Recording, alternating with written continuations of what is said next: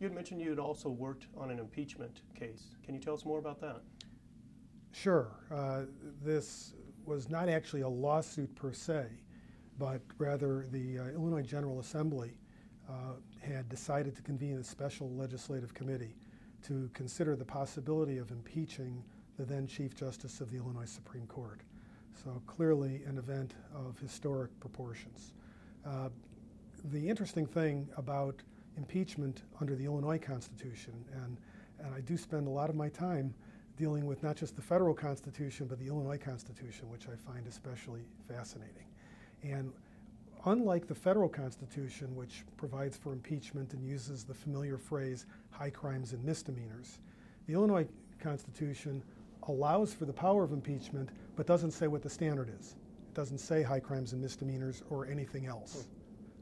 So the special legislative committee, tasked with the responsibility of deciding whether or not to recommend to the House of Representatives to impeach the then Chief Justice, turned to the Chicago Bar Association for some guidance. They asked us to help them understand what the standard should be, the legal standard should be to warrant impeaching a justice of the Illinois Supreme Court.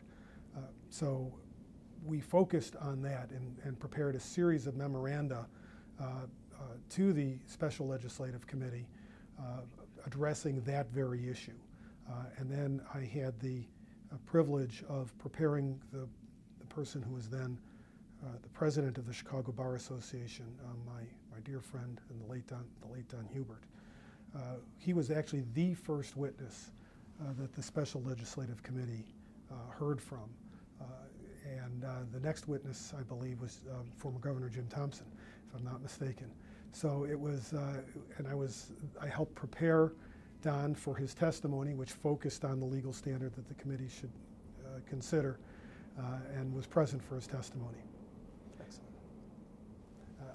Perhaps I should add that ultimately, we did not issue a recommendation. We didn't think it was our place to recommend to the legislature whether or not they should impeach the Chief Justice. But in helping them understand the appropriate grounds for potential impeachment, we stressed that it is never an appropriate ground to impeach a judge simply because one doesn't like the outcome of a case, the decision, a judge's good faith decision about how a case should be decided.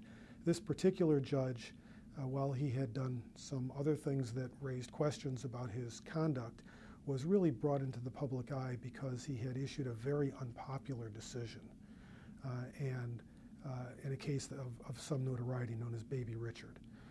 And the Bar Association did think it was important that the decision of that case, or for that matter any other case, that wouldn't be a factor, shouldn't be a factor in whatever the legislature decided.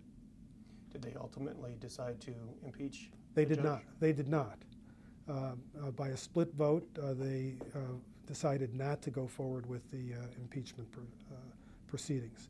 Although the Chief Justice voluntarily stepped back from being chief, he stayed on the Supreme Court, but he relinquished his responsibilities as Chief Justice to another justice of the court.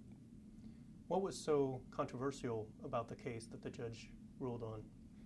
The Baby Richard case had to do with the custody of a child who had been raised by a foster family from near birth.